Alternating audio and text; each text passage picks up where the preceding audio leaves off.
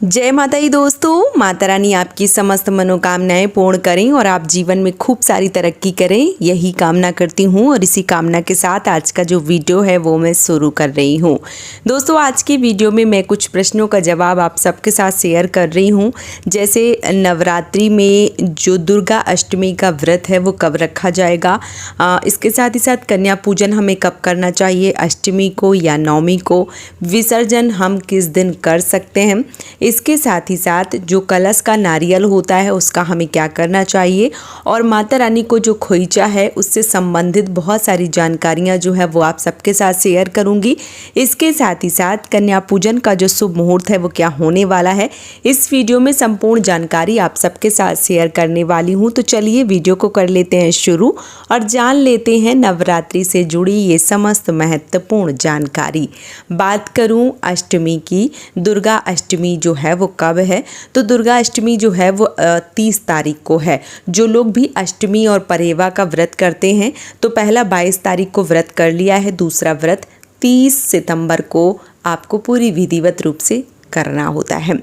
जो लोग नवमी का पूजन करते हैं वो 1 अक्टूबर को नवमी का पूजन करेंगे और दशहरा यानी 10वीं तिथि जो है वो 2 अक्टूबर को है। तो अष्टमी का जिनके यहाँ पूजन होता है वो लोग 30 तारीख को करेंगे, नवमी का होता है तो 1 तारीख को करेंगे और दशहरा जो है वो 2 तारीख को मनाएंगे। तो इस प्रकार से ये जानकारी हो गई। अब कन्या पूजन जो है वो किस दिन हमें करना चाहिए, तो देखिए सबके घर की और कुल की परंपराएं अलग होती हैं। कुछ लोगों के यहाँ जो अष्टमी को कन्या पूजन है वो किया जाता है, कुछ लोगों के यहाँ नवमी को कन्या पूजन किया जाता है और कुछ लोगों के यहाँ नवरात्रि के 9 दिन में किसी भी दिन कन्या पूजन जो है वो कर देते हैं। तो आप देख लीजिए कि आपके यहाँ कब होता है। वैसे मैं सही बताऊं कि जो कन्या पूजन है वो कब करना चाहिए, तो नवमी को कन्या पूजन करना चाहिए क्योंकि बहुत सारी अभी छोटी छोटी कन्याएं जो है वो भी अष्टमी का व्रत करने लगी हैं। तो नवमी को जो कन्या पूजन है वो करना सबसे ज़्यादा श्रेष्ठ होता है। कन्या पूजन के शुभ मुहूर्त की बात करूं तो देखिए वैसे तो सुबह से लेकर शाम तक जब भी कन्याएं मिल जाएं तब आपको कन्याएं जो है वो खिला देना चाहिए। लेकिन फिर भी अगर आपको मोटा मोटा बताऊं तो सुबह 6 बजे से लेके जो कन्या पूजन है वो आपका शुरू हो जाता है और दिन के 12 बजे तक कन्या पूजन जो है वो कर लेते हैं, तो ये सर्वोत्तम है। लेकिन फिर भी क्योंकि बहुत सारे लोगों के यहाँ कन्याएं आती जाती हैं तो नहीं मिलती हैं, तो शाम तक जब भी आपको कन्याएं मिल रही हैं तब आप कन्या भोजन जो है वो करवा सकते हैं। अब बात आती है कि जो नारियल होता है, नारियल का क्या करना चाहिए और इसके साथ ही साथ अष्टमी को जो नारियल का भोग है वो लगाना चाहिए या नहीं लगाना चाहिए।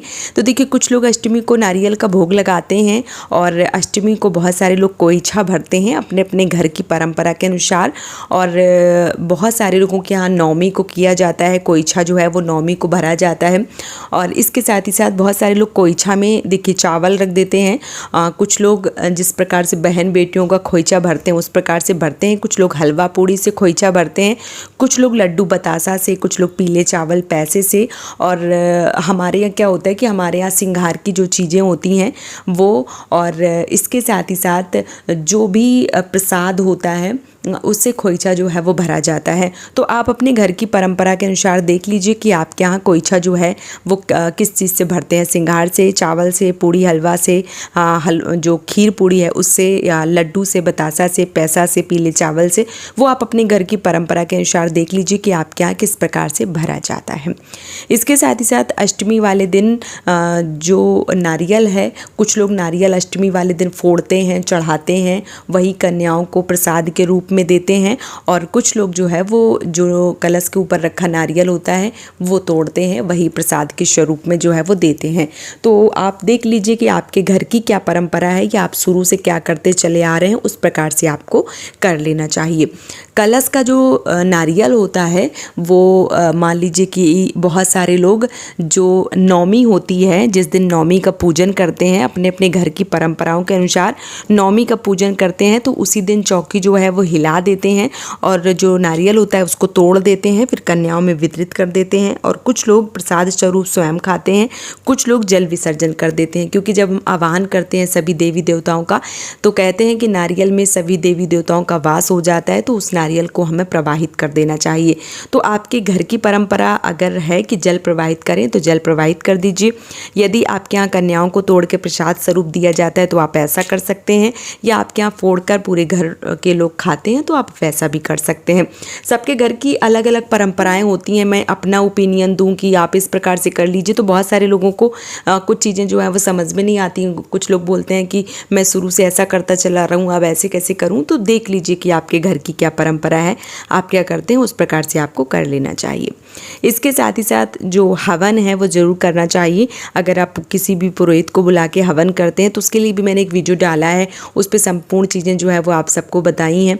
और इसके साथ ही साथ अगर स्वयं से हवन कर रहे हैं तो आप नवमी वाले दिन हवन कीजिए, पाठ कीजिए। अगर आप सप्तशती का पाठ करते हैं, दुर्गा चालीसा का पाठ करते हैं तो वो सारे पाठ कर सकते हैं।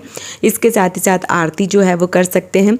और नवमी तिथि वाले दिन बहुत सारे लोग श्रृंगार की जो चीज़ें हैं वो माता को अर्पित करते हैं और श्रृंगार जो हैं वो चढ़ा के प्रसाद स्वरूप स्वयं ले लेते हैं।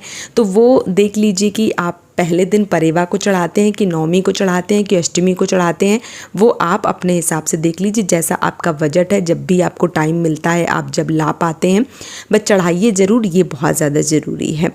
इसके साथ ही साथ जो मान लीजिए कि नवमी तिथि है, उस दिन आपको कभी भी जो चौकी है वो नहीं हटाना चाहिए। कलश इत्यादि जो भी है वो आप हिला सकते हैं। कन्याओं को भोजन करा रहे हैं तो थोड़ा सा हिला सकते हैं। और कुछ लोगों के यहाँ बिल्कुल भी नहीं हिलाते हैं, दशहरा वाले दिन ही तोड़ते हैं। लेकिन हमारे यहाँ नवमी वाले दिन, हमारे यहाँ नवमी पुजती है। जैसे बहुत सारे लोगों के यहाँ अष्टमी पुजती है, वैसे ही हमारे यहाँ नवमी का पूजन होता है। तो नवमी को हमारे यहाँ जो कलश है वो हिला दिया जाता है, चौकी थोड़ी सी हिला दी जाती है और जो भी कन्याओं को भोजन इत्यादि है वो करा दिया जाता है। और दशहरा वाले दिन, जिस दिन दसवीं होती है, उस दिन चौकी हटाई जाती है, नवमी को चौकी नहीं हटाई जाती है।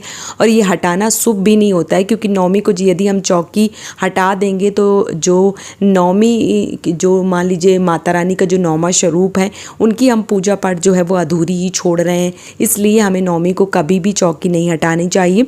नवमी को चौकी हिला सकते हैं, हटा नहीं सकते हैं। और दसवीं को जो चौकी है वो हटा सकते हैं। और जो भी चीज़ें खाने लायक हैं वो आप खा लीजिए, और जो चीज़ें विसर्जन करने लायक हैं वो चीज़ें जो है वो आप विसर्जन कर सकते हैं।